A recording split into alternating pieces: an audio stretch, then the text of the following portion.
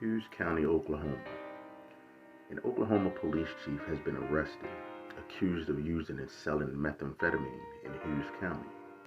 Agents with the Oklahoma Bureau of Narcotics and the Drug Enforcement Administration arrested Joe Don Chitwood on Thursday, May 12th. Chitwood is the chief of the Calvin Police Department.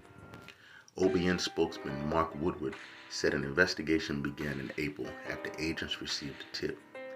Agents executed a search warrant at Chitwood's home in Wetumpka, where they discovered the drugs. Meth is the leading killer among drug-related deaths in Oklahoma, and for a peace officer to be responsible for putting more meth on the streets is a disgrace to the proud men and women in law enforcement who put their lives on the line every day to protect our citizens from the deadly consequences of substance abuse, said OBN Director Donnie Anderson. Chitwood will be charged with meth distribution. Man, that's crazy that the police chief is caught up in this scandal, and I wonder how many people he ever locked up and left for meth. I'm wondering if they are gonna let uh, people that he's incarcerated, people that the cases and the things that he had his hand directly on. I wonder if those guys will be set free. Just my thoughts. It's my assumption.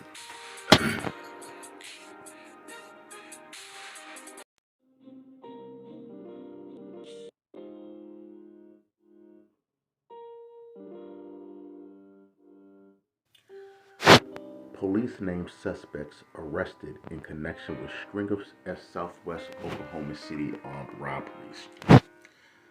Oklahoma City Police released new information Thursday of a group of suspects involved in an armed robbery spree. Police said 5 suspects ranging in an age from 15 to 22 were taken into custody. 4 of the arrested suspects were booked into the Oklahoma County Detention Center. The 5th, a minor, was booked into the Berry House. The group's crime spree came to a crashing end Wednesday morning inside a vacant apartment near Southwest 59th Avenue and May Avenue. Police said it all started at a Ramada Inn on South Meridian Avenue after a man called police claiming he was robbed. He claimed 5 people rushed into his apartment after a knock at the door. Oklahoma City Police Department Sergeant Dylan Cruz said robbed him of his belongings and fled in a white town car sedan. 1 hour later, another armed robbery call came in at an on-cue gas station near Interstate 240 and South May Avenue. The victim told officers he was getting gas when a juvenile named Deshaun Elliott forced their way into his car. The victim said one of them had a gun and made him drive to an apartment complex next to the gas station. The suspects took the victim's wallet and got into a car with Alexis Delaney, Andriana Hall, and Simone Henson. Officers were able to locate the white town car, believed to be in both of these robberies in the area of Southwest 59th and May, Quirk said. A traffic stop was made on that vehicle. 1 person was taken into custody there. While officers had that suspect's car stopped at a gas station, one of the passengers got behind the wheel and sped away. The driver ended up crashing into the apartment and several suspects took off on foot. A K-9 was brought in and apprehended the suspects who got away. Police said the investigation into the group's crime spree was far from over.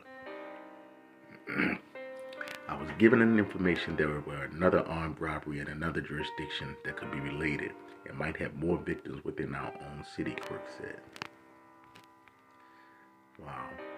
And just think, I believe these were all females, young adults, young women. All young women, man.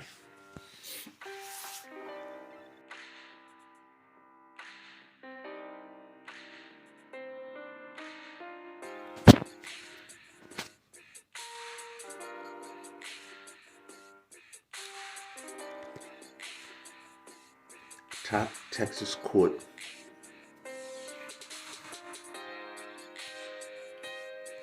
Texas court allows abuse inquiries of parents of transgender children.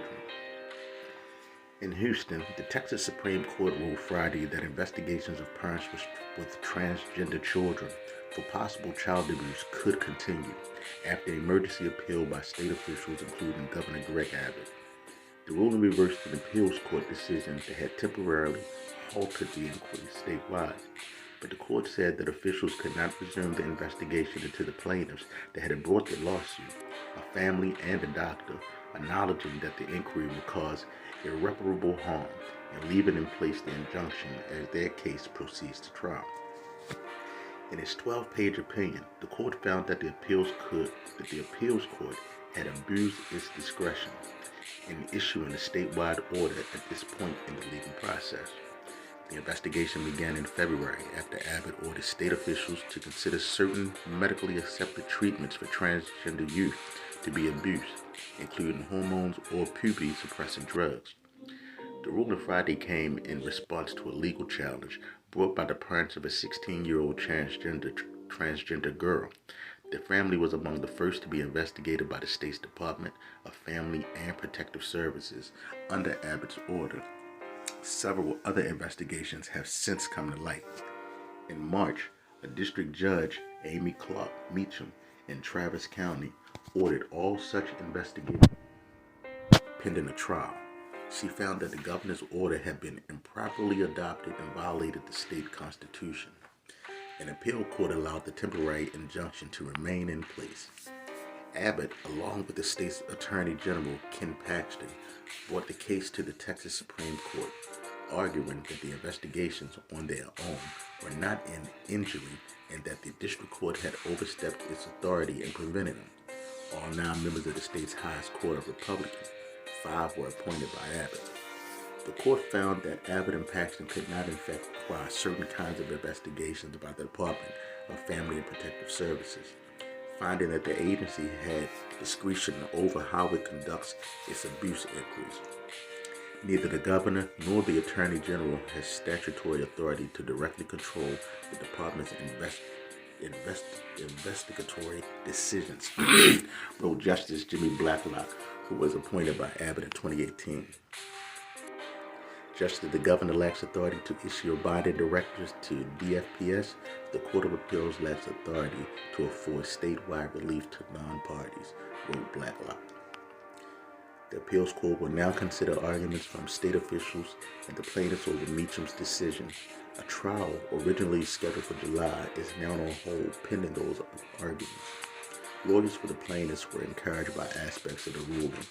The court rejected the state's arguments to get rid of the case entirely, said Karen Lois, senior counsel at Lambda Legal, which represented the plaintiffs along with the American Civil Liberties Union.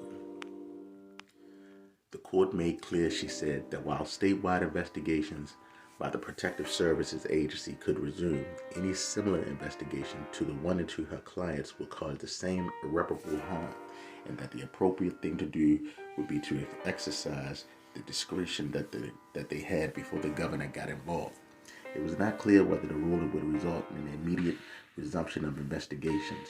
A spokesperson for Abbott did not immediately respond to requests for comment, but the governor's directive and subsequent investigations had already had a significant effect on families and on medical providers, even during the statewide injunction.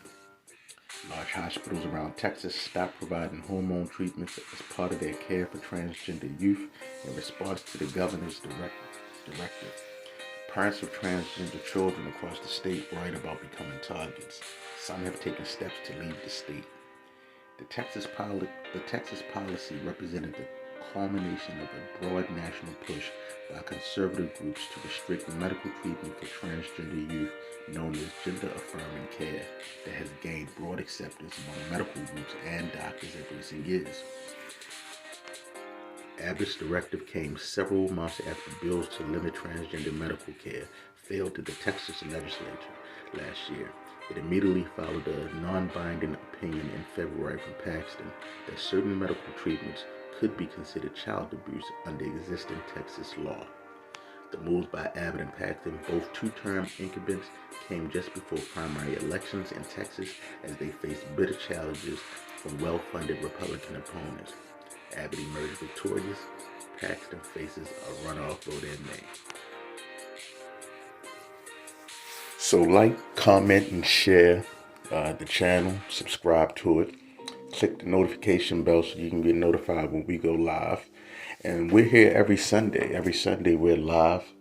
We're a fashion podcast where we interview all designers and stylists from all around the world. So like I said, thank you for your support.